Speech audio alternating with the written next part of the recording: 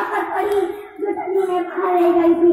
उस लड़का को देखने के बाद हुआ का गुस्सा जोश मारपीट से कम हो गया था और बहन का इस तरह बचाने से शर्म की भी आ रही थी।